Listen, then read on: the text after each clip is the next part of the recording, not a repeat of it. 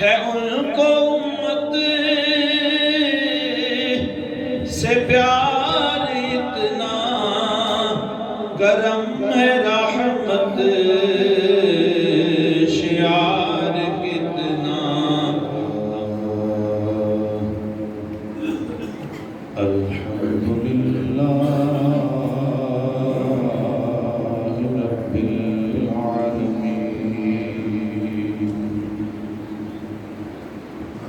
والصلاة والسلام على سید الانبیاء، على سید الانبیاء والمرسلین، وعلى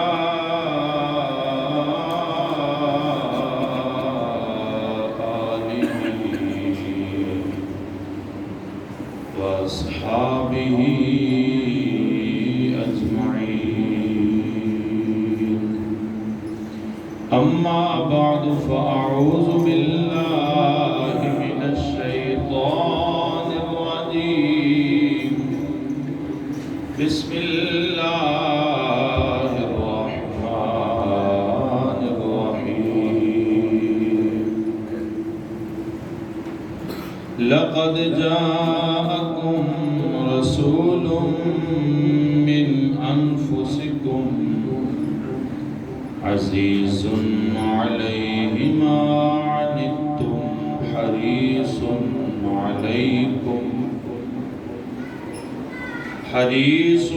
عليكم بالمؤمنين رؤوف رحيم۔ آمنت بالله صدق الله مولانا العظيم، إن الله وملائكته يصلون على النبي، يا أيها الذين آمنوا صلوا عليه وسلموا تسليما۔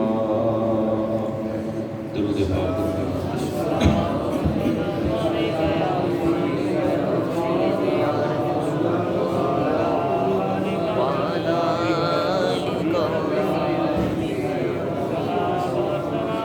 الصلاة والسلام عليك يا سيدي يا رسول الله، وعلى آلك وأصحابك يا محمد رسول الله۔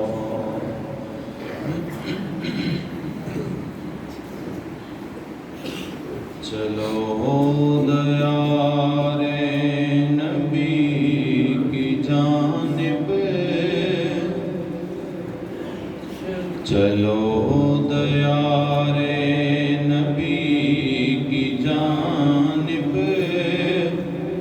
درود لب پر سجا سجا کر، چلو دیار نبی کی جانب، درود لب پر سجا سجا کر، بہار لوٹیں گے ہم کرم کی، بہار لوٹیں گے ہم کرم کی، دلوں کو دامن بنا بنا کر، بہار لوٹیں گے ہم کرم کی، دلوں کو دامن بنا بنا کر۔ نہ ان کے جیسا سخی ہے کوئی، نہ ان کے جیسا غنی ہے کوئی، نہ ان کے جیسا سخی ہے کوئی، نہ ان کے جیسا غنی ہے کوئی، نواؤں کو ہر جگہ سے، وہ بے نواؤں کو ہر جگہ سے نوازتے ہیں بلا بلا کر، وہ بے نواؤں کو ہر جگہ سے نوازتے ہیں بلا بلا کر۔ ہے ان کو امت سے پیار اتنا، ہے ان کو امت سے پیار اتنا، کرم ہے رحمت شعار کتنا، ہمارے جرموں کو دھو رہے ہیں، ہمارے جرموں کو دھو رہے ہیں، حضور آنسو بہا بہا کر، ہمارے جرموں کو دھو رہے ہیں، حضور آنسو بہا بہا کر، بہار لوٹیں گے ہم کرم کی، دلوں کو دامن بنا۔ اللہ رب العزت کی حمد و ثنا کے بعد اس کے پیارے محبوب نبی مکرم شفیع معظم رسول محتشم حبیب کبریا احمد مجتبی محمد المصطفیٰ صلی اللہ تعالی علیہ وسلم کی بارگاہ بےکس پناہ میں ہدیہ گلہ عقیدت پیش کرنے کے بعد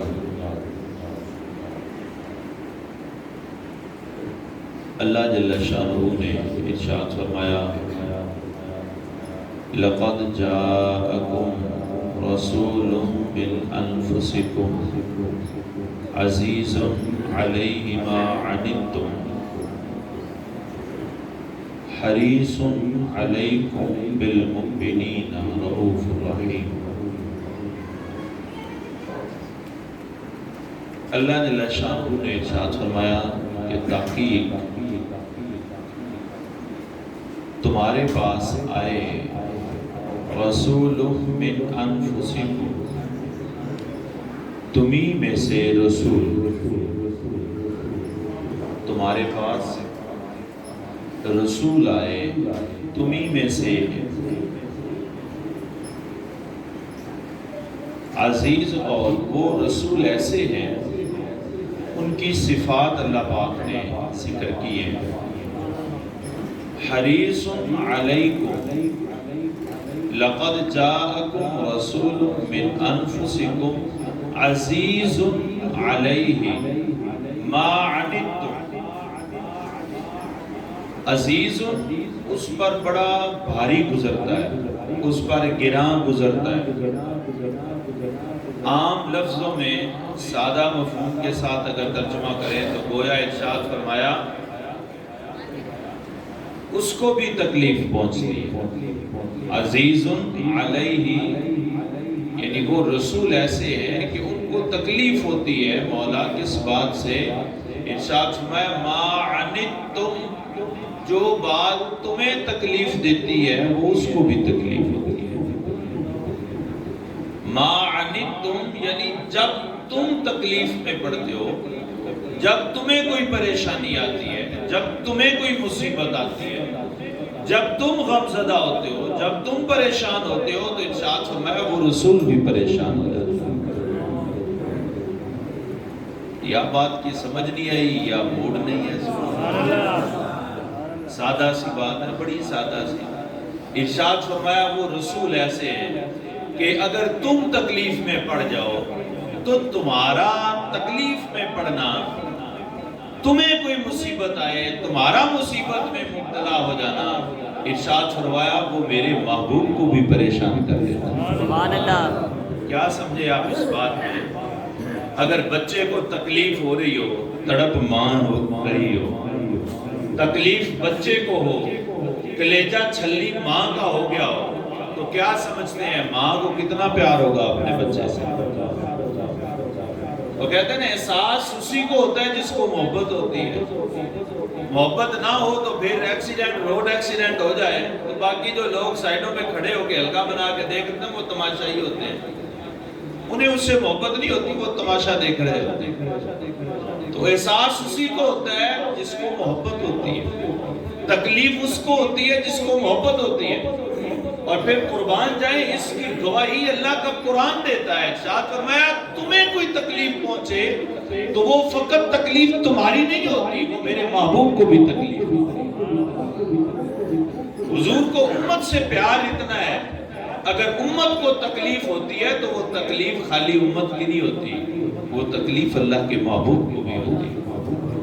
کتنی وہ تکلیف حضور کو، کتنی محبت ہے اپنی امت سے. حضرت اماں عائشہ صدیقہ رضی اللہ تعالی عنہ اپنے گھر میں تشریف فرمائے. حضور گھر میں جاتے ہیں، اماں عائشہ صدیقہ رضی اللہ تعالی عنہ محبت کا اظہار ہوتا ہے. حضور دعا کرتے ہیں پروردگار میری عائشہ کے جتنے بھی گناہ ہیں، حالانکہ گناہ تھے نہیں، حالانکہ گناہ بولیں نہیں تھے، گناہ نہیں تھے، لیکن پھر بھی دعا کرتے ہیں مولا عائشہ کے جتنے بھی ظاہری یا باطنی، چھوٹے یا بڑے جیسے بھی گناہ تھے مولا اس کو معاف کر دے. یہ حضور اماں عائشہ صدیقہ رضی اللہ تعالیٰ عنہ کے لیے دعا کرتے ہیں. روایت کے الفاظ ہیں کہتے تھے اماں عائشہ صدیقہ رضی اللہ تعالیٰ عنہ زمین پر لیٹ جاتی ہے. حضور فرماتے ہیں عائشہ یہ کیا ہے؟ عرض کرتی یا رسول اللہ مجھے خوشی اتنی ہوئی ہے، آپ نے میرے لیے ایسی دعا کر دی، یہ میں خوشی کا اظہار کر رہی ہوں. یا رسول اللہ مجھے اتنی خوشی ہوئی ہے، یہ خوشی کے اظہار کے لیے. حضور نے سنے، حضور نے کیا ارشاد فرمایا؟ فرمایا عائشہ تجھے اتنی خوشی ہوئی ہے، یہ دعا صبح و شام میں اپنی امت کے لیے اللہ سے مانگتا ہوں. مجھے اتنی خوشی ہوئی ہے، یہی دعا صبح و شام میں اپنی امت کے لیے کرتا ہوں. سوچیں ہم تو تھے ہی نہیں، ہم نے تو 1400 سال بعد میں آنا تھا. ہماری تو اوقات ہی کیا، نہ 3 میں نہ 13 میں.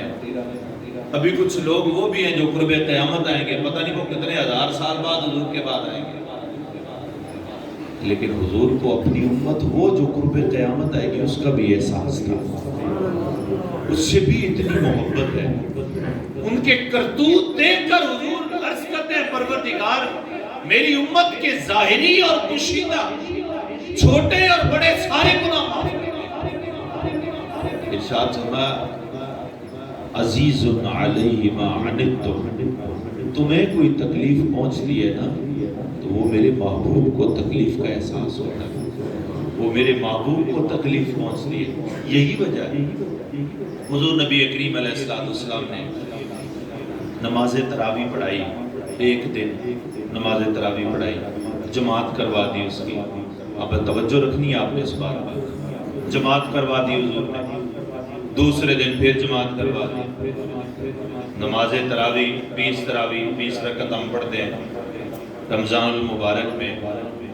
حضور نے 2 دن جماعت کروائی، تیسرے دن آپ تشریف نہیں لائے. تیسرے دن آپ گھر سے تشریف ہی بولے نہیں لائے.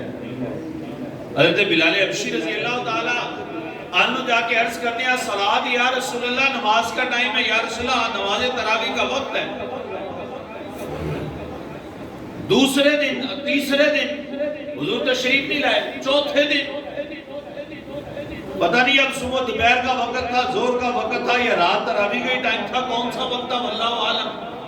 اتنا معلوم ہے کہ صحابہ نے عرض کیا یا رسول اللہ صلی اللہ علیہ وسلم، یا رسول اللہ اعتراض والی بات کوئی نہیں، بس علم میں اضافہ چاہتے ہیں. یا رسول اللہ کرم فرمائیں، اظہار فرما دیں. 2 دن آپ نے آ کے نماز تراویح پڑھائی، جماعت کروائی ہے، تیسرے دن تشریف نہیں لائے. 2 دن نماز تراویح جماعت کروائی آپ نے، یا رسول اللہ تیسرے دن آپ تشریف نہیں لائے. کوئی حکمت ہے تو ہمیں بھی اظہار فرما دیں.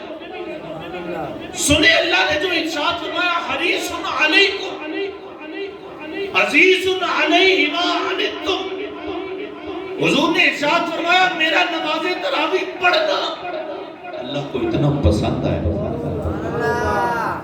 میرا نماز تراویح پڑھنا اللہ کو اتنا پسند ہے کہ تیسرے دن میں یہ مجھے ڈر لاحق ہو گیا کہ اگر تیسرے دن میں نے نماز تراویح پڑھا دی تو اللہ تم پر فرض نہ کر دے۔ قربان جائے کتنا پیار ہے امت سے کہ میری امت کو تکلیف نہ ہو، میری امت مشقت میں نہ پڑ جائے، میری امت تکلیف میں مبتلا نہ ہو جائے۔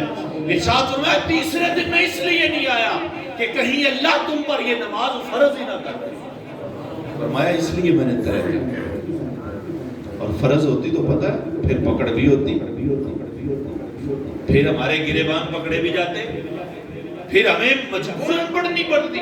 اب تو ہم پڑھتے ہیں نا کہ حضور نے پڑھی چل ہم بھی پڑھ لیتے ہیں، اب تو ہم محبت سے پڑھتے ہیں، پھر فرض ہو جاتی، پھر سزا بھی ہوتی، پھر قیامت کے دن سوال بھی ہوتا، پھر نماز تراویح کی بدولت دوزخ میں بھی جانا پڑتا۔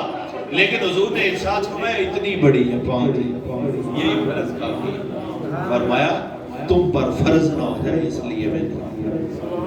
پھر ایک اور حضور کو کتنا پیار ہے امت سے، اور امت کی تکلیف کا کتنا احساس ہے حضور کو۔ حضور نے ارشاد فرمایا اگر مجھے امت کی مشقت کا احساس نہ ہوتا، کیا نہ ہوتا؟ مشقت، کہ میری امت مشقت میں پڑ جائے گی، میری امت کو تکلیف ہوگی، میری امت مشقت میں پڑ جائے گی۔ فرمایا اگر یہ احساس نہ ہوتا تو ہر نماز سے پہلے مسواک کو فرض کر دیتا، مسواک کو، بولے مسواک کو فرض کر دیتا، ہر نماز سے پہلے مسواک فرض ہو جاتی۔ لیکن کیوں نہیں ہوئی؟ کیوں نہیں ہوئی؟ کہ حضور کو امت سے پیار ہی جو ہے، وہ امت سے پیار کرتے ہیں کہ میری امت پریشانی میں نہ مبتلا ہو جائے، میری امت تکلیف میں نہ پڑ جائے، اس لیے فرمایا میں نے مسواک کو بھی چھوڑ دیا، فرض دیا۔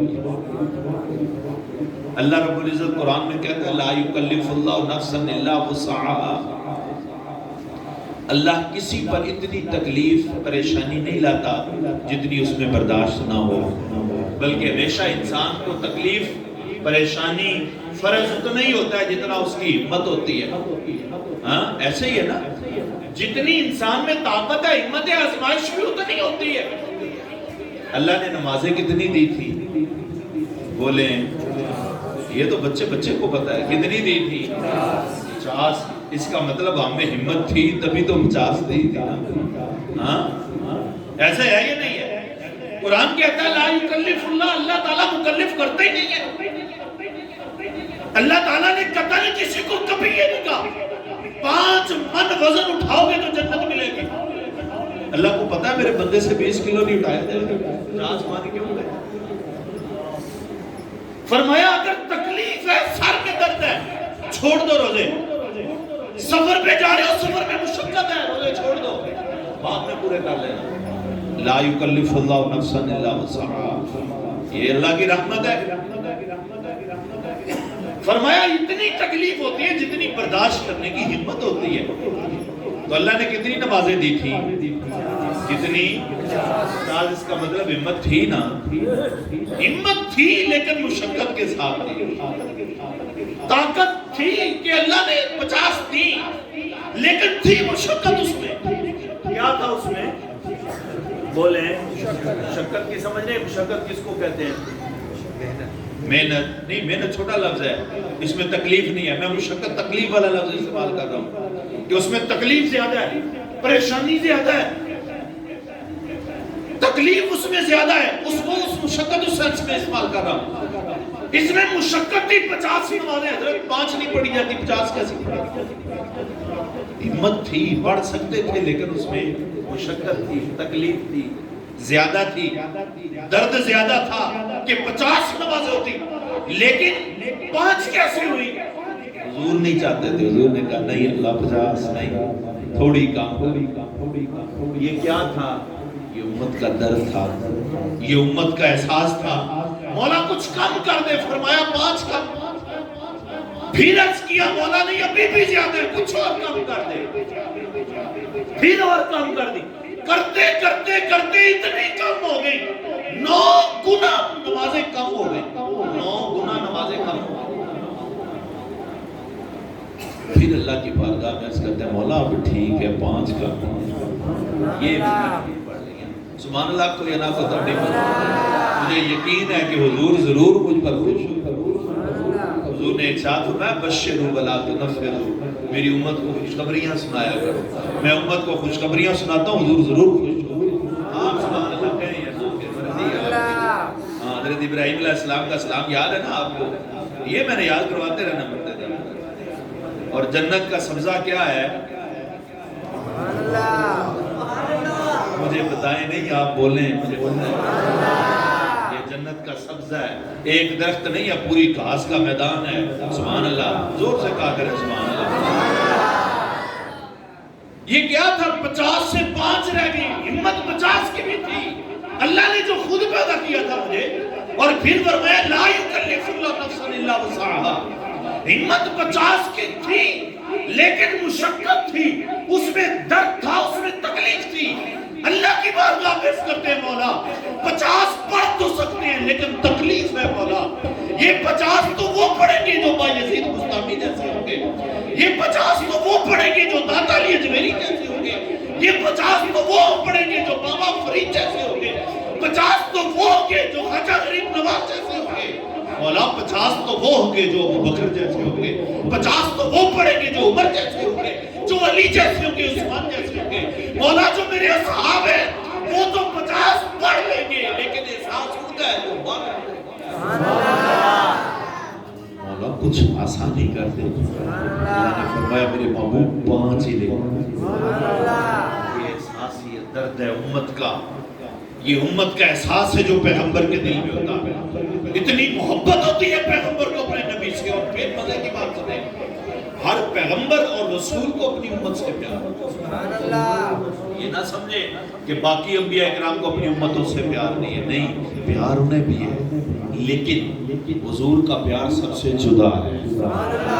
حضور جیسا پیار اگر وہ رسول ایسے ہیں کہ ان جیسا رسول کوئی نہیں ہے، وہ نبی ایسے ہیں ان جیسا نبی کوئی نہیں، وہ بشر ایسے ہیں ان جیسا بشر کوئی نہیں، تو جتنی محبت حضور نے امت سے کی ہے کوئی پیغمبر اپنی امت سے اتنی محبت کی۔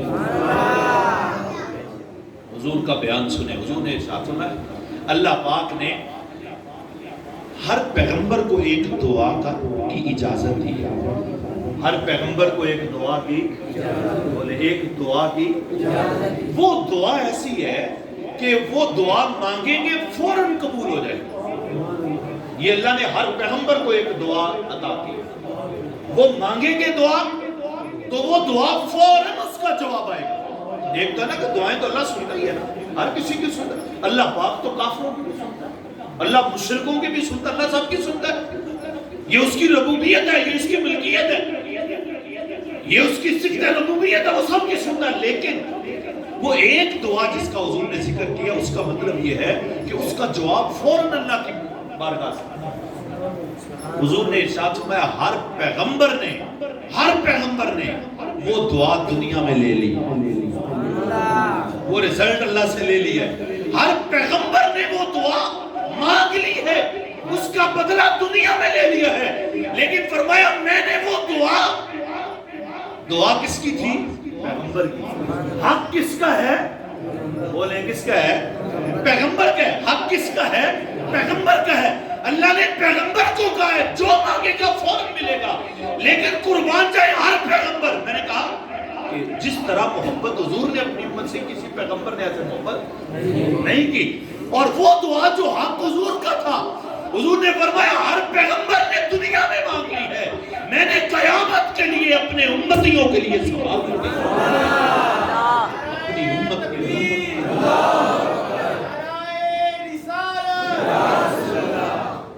فرمایا میں نے اپنی امت کے لیے سنبھال رکھی ہے، میں نے اپنی امت کے لیے وہ دعا سنبھال رکھی ہے، اور وہ دعا کیا ہے؟ کل قیامت کا دن ہوگا، امتیں تڑپ رہی ہوں گی، ہر پیغمبر خاموش ہوگا، لیکن حضور نے ارشاد فرمایا میں اپنے اللہ کی بارگاہ میں جاؤں گا، عرض کروں گا مولا ان کا حساب شروع کر، فرمایا میں سجدہ کروں گا، پھر میرا اللہ مجھے کلمات سکھائے گا۔ مختصر یہ ارشاد فرمایا میں نے اپنی امت کے لیے وہ دعا وقف کر دی۔ یہ پیار ہے امت کے ساتھ، اور یہ پیار ایسا پیار کسی پیغمبر کو اپنی امت سے اتنا پیار نہیں تھا جتنا حضور لہو لہان ہے، لہو لہان ہے جسم، یہاں تک اتنا لہو، یہ نہیں ہے کہ یہاں سے نکلے اور یہاں تک آیا بھائی اتنا ہی کافی ہے، نہیں، بلکہ روایت کے الفاظ ہیں آپ کے جوتے بھرے ہوئے تھے خون کے ساتھ، جوتے بھرے ہوئے تھے خون کے ساتھ، جوتے بھرے ہوئے تھے، اتنا خون تھا بدن پر، اور ایک باغ میں آرام فرما ہے کہ فرشتہ آتا ہے جبریل امین کے ساتھ۔ جبریل امین عرض کرتے یا رسول اللہ یہ پہاڑوں کا فرشتہ میرے ساتھ آیا، یہ آپ سے ملاقات کے لیے، اس نے اللہ سے اجازت لی ہے آپ کی زیارت کرنے کی، اس نے اللہ سے اجازت لی ہے آپ سے ملاقات کرنے کی، اس کو آج اللہ نے مہلت دی ہے۔ میں کہتا ہوں اللہ نے مہلت اس لیے دی تھی، آج کے لیے اجازت اس لیے دی تھی تاکہ پہاڑوں کے قابض فرشتے کو بھی پتا چل جائے کہ اس کا محبوب کتنا مہربان ہے۔ پہلے بھی آ سکتا تھا لیکن آج اس کیفیت میں آیا ہے کہ حضور کے جسم مبارک لہو لہان ہے، جوتے لہو لہان ہے۔ عرض کرتا ہے یا رسول اللہ صلی اللہ علیہ وسلم ان ظالم و طائف والوں نے اتنی تکلیف آپ کو دی ہے، آپ اجازت دیں یہ جو سائڈ پہ پہاڑ ہیں ان کو میں ملا دوں واپس میں، ڈیوٹی جو میری ہے۔ ہم کہتے ہیں نا حکومت سفارش، کسی کو کہنا ہو یار وہ محکمہ پورا اپنے ہاتھ میں ہے، جب دل کرے آ جانا کوئی کام رکے گا ہی نہیں، سارے کام ہو جائیں گے، ہوتا ایسا کہ نہیں ہوتا؟ فرشتے نے عرض کیا یا رسول اللہ صلی اللہ علیہ وسلم یہ پہاڑ تو میری چٹکی کا اونک مارنی ہے، انہوں نے اڑ جانا ہے، یا رسول اللہ آپ اجازت دیں پہاڑ نہ ملا دوں آپس میں، اور یہ جنہوں نے آپ کو اتنی تکلیف دی ہے یا رسول اللہ نیست و نابود ہو گئے، آٹے چکی میں آٹے کی طرح پس کر رہ گئے۔ حضور نے ارشاد فرمایا نہیں مجھے اللہ نے عذاب والا نہیں بنا، مجھے اللہ نے مہربان بنا کے بھیجا۔ پھر دعا کیا کرتے ہیں؟ دعا کرتے ہیں پروردگار ہر پیغمبر کو تکلیفیں دی گئی ہیں، ہر پیغمبر پر آزمائشیں آئی ہیں، جب وہ انتہا ہو گئی پھر پیغمبر بولے پروردگار، یہ سورہ قمر ہے آپ پڑھ کے دیکھیں، حضرت نوح علیہ السلام عرض کرتے ہیں مولا انتہا ہو گئی یہ قوم اتنی ذلیل کر رہی ہے، مجھے اتنا رسوا کر رہی ہے، پروردگار انہوں نے مجھے اتنی تکلیف دی ہے، سرکشی کی انتہا کر دی، پروردگار اب تیری مدد آنی چاہیے۔ پڑھیں سورہ قمر کو، اللہ نے ارشاد فرمایا پھر ٹھیک ہے پیارے نوح کشتی تیار کریں اس پر سوار ہو جائیں، اپنے ماننے والوں کو اس پر سوار کریں، بس تیری کشتی بنانے کی دیر ہے میرے عذاب میں دیر، فرمایا سوار ہو جاؤ اس پر۔ پھر نوح علیہ السلام نے بسم اللہ مجریہا پڑھا اور اس پر سوار ہو گئے، یعنی فوراً دعا مانگی، پیغمبر دعائیں مانگتے تھے مولا فیصلہ کر دے، فَفْرُقْ بَيْنَنَا وَبَيْنَ حضرت موسیٰ علیہ السلام کی دعا ہے، لیکن حضور نے کیا دعا کی؟ ہاتھ اٹھے ہیں، میں کہتا ہوں ہاتھ بھی لہو لہان تھے، پاؤں لہو لہان تھے، پورا جسم لہو لہان ہے، اور یہ دعا انہی کے حق میں ہے جنہوں نے لہو لہان کیا ہے۔ دعا کیا مانگ رہے ہیں؟ پروردگار ان کو ہدایت عطا فرما، یہ نہیں مجھے جانتے، یہ نہیں مجھے جانتے، ان کو ہدایت عطا فرما، ہو سکتا ہے ان کی اولاد میں سے ہی کوئی آ جائے۔ وہ دعا ماننے والا وہ کیسا اس حضور کی دعا کا صدقہ ہے، میں کہتا ہوں میرا ایمان اس دعا سے نکلا ہے، اور وہ کیسے ہے؟ ہندوستان میں آج میں مسلمانوں کلمہ کو کس کی وجہ سے ہوں؟ سب سے پہلا جو فاتح اس ہندوستان میں آیا ہے وہ حضرت محمد بن قاسم رحمہ اللہ، اور محمد بن قاسم کہاں سے ہیں؟ یہ طائف کے رہنے والے، ان کی نسل طائف والے ہیں یہ، اور یہ انہی، میں تو کہتا ہوں وہی دعا ہے جو حضور دعا مانگتے ہیں پروردگار، یہ نہیں تو نہ صحیح ان کی اولاد میں کوئی ایسے ہوں گے اور ان کی اولاد میں سے نکلے ہندوستان میں آئے، اور آج جو ہندوستان میں اسلام کا پھیرا ہے اس کی ابتدا محمد بن قاسم ہے، اور محمد بن قاسم حضور کی دعا کرتے ہیں، محمد سے پیار ہے، دعا مانگتے ہیں، کیا کرتے ہیں؟ حضور نے آیات مقدسہ پڑھی، حضرت ابراہیم علیہ السلام نے اللہ کی بارگاہ میں التجا کی، پروردگار فمن تبعنی فإنہ منی ومن عصانی فإنک غفور رحیم۔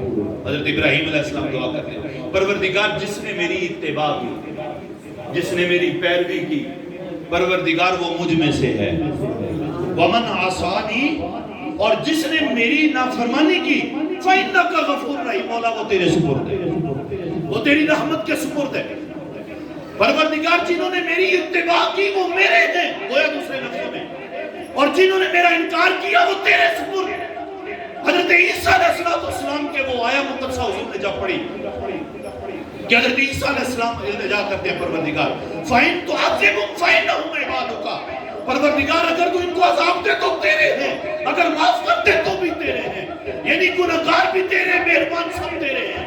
جب حضور نے یہ آیات مقدسہ پڑھی تو راوی روایت کے الفاظ ہیں کہ حضور کی آنکھوں سے آنسو جاری ہو گئے، اللہ کی بارگاہ میں التجا کرتے ہیں پروردگار کیا کوئی نیک، کیا کوئی بد جس نے میری اتباع کی، جس نے نہیں کی، پروردگار ہے تو میری امت، پروردگار یہ ساری میری امت ہے۔ اور یہ بھی ایک بات ذہن نشین ہے کہ پیغمبر کی امت صرف ماننے والے نہیں ہوا کرتے، پیغمبر کی امت صرف ماننے والے نہیں ہوا کرتے۔ ابو جہل بھی حضور کی امت میں سے، عتبہ شیبہ بھی حضور کی امت میں سے، یہ وہ ہیں جو حضور کے یا وہ دشمن ہیں، جانی دشمن آپ جس کو کہتے ہیں۔ مشرک اور کفار اس دور کے بھی اسی پیغمبر کی امت ہوا کرتے ہیں، لیکن امت آگے دو فرقے ہوتے ہیں، ایک ماننے والے ہوتے ہیں، ایک انکار کرنے والے ہوتے ہیں۔ غزوہ بدر کا موقع ہے، قیدیوں کو لا کے مسجد نبوی میں جس طرح یہ پلر ہے ستونوں کے ساتھ باندھ دیا جاتا ہے، صحابہ اکرام تھکے ہوئے ہیں سارے اپنے اپنے گھروں میں آرام کرنے کے لیے، اور حضور کا چونکہ حجرہ مبارک مسجد نبوی شریف کے اندر ہی تھا، اندر سے مراد یہ مسجد نبوی شریف کے ملک تھا، ساتھ ہی ہے۔ اب حضور رات کا پہر ہے اور وہ قیدی ایک تو وہ تھکے ہوئے، ظاہری بات ہے وہ کچھ راتیں تو وہ سوئے نہیں تھے عیاشی میں، پھر ایک دن جب جنگ ہوئی، جنگ میں تھکے ہوئے، پھر انہیں پیدل چلا کے لایا گیا، پھر انہیں باندھ دیا گیا۔ انسان کے تکلیف تو ہوتی ہے۔ وہ ایک جنازہ گزرا حضور کے پاس، حضور کھڑے ہو گئے، یہ امت سے پیار کی صورتیں ساری، حضور کھڑے ہو گئے، حضور سے صحابہ نے کہا یا رسول اللہ یہ یہودی کا جنازہ ہے۔ یہ کس کا جنازہ ہے؟ یہ یہودی کا جنازہ ہے۔ حضور نے ارشاد فرمایا پھر کیا ہوا، انسان تو ہے نا، انسان تو ہے نا۔ اب یہ اپنے انجام کو پہنچ گئے لیکن انسان تو ہے یہ۔ وہ کرا رہے تھے، وہ جو جنگی قیدی تھے جنہیں باندھ دیا گیا تھا اور باندھا انہیں صحیح ذرا ٹائٹ کر کے گیا تھا، وہ اتنے کرا رہے تھے کہ حضور ساری رات سو نہیں سکے۔ نہ جانے رات کا کون سا پہر تھا کہ آواز دی بلال بات سنو میری، کیونکہ حضرت بلال وہ صوفہ کے رہنے والے تھے، وہ چبوترا تھا جو مسجد نبوی میں تھا، وہاں پہ آرام کرتے تھے، یعنی یوں سمجھے حضرت بلال مسجد نبوی میں، بلال کو آواز دی بلال بات سنو، سنو یہ جو کرا رہے ہیں، میں محمد کو نیند نہیں آ رہی، یہ امت سے پیار ہے۔ فرمایا ان کی رسیاں تھوڑی تھوڑی، ان کی رسیاں ڈھیلی کر دیں، یہ امت سے پیار ہے۔ حضور نے ارشاد فرمایا میرے صحابہ تمہاری اور میری مثال ایسے ہی ہے کہ کسی شخص نے آگ جلائی اور اس پر جو پروانے ہیں، اس پر جو شمع کے اوپر جو پروانے آگ کے اوپر گرتے ہیں، جلتے ہیں، ارشاد فرمایا میری اور تمہاری مثال ایسے ہی ہے کہ کسی نے آگ جلائی، اس پر آ کے پروانے گر رہے ہیں، اور اسی طرح تم ہو کہ بار بار ایسے عمل کرتے ہو جو دوزخ میں جانے والے ہیں۔ ارشاد فرمایا میں تمہیں بچا لیتا ہوں۔ حضور کا امت سے پیار ہے تو کیا خیال ہے، حضور ہم سے اتنا پیار کریں، اتنی محبت کریں۔ حضور نے فرمایا تمہارے اعمال مجھ پر پیش کیے جائیں گے، تمہارے اعمال مجھ پر پیش کیے جاتے ہیں۔ فرمایا جب میں نیک عمل دیکھتا ہوں تو خوش ہو جاتا ہوں، برا عمل دیکھتا ہوں تو تمہارے لیے دعا کرتا ہوں۔ وہ آج بھی حضور کی کیفیت یہ ہے، آج بھی میرے کوئی کرتوت، میرا کوئی برا عمل ہوتا ہے، حضور کو پریشانی ہوتی ہے اس بات کی، اور پھر حضور اللہ کی بارگاہ میں التجا کرتے ہیں، میری مغفرت کے لیے آج بھی دعا کرتے ہیں۔ لیکن ایک امتی ہے کہ اتنا مہربان نبی ہے، اتنا مہربان رسول ہے، اور امتی ہر دم اپنے نبی سے غافل ہے۔ کیوں؟ اللہ جل شانہ ہم سب کو اپنے پیارے محبوب نبی مکرم صلی اللہ علیہ وآلہ وسلم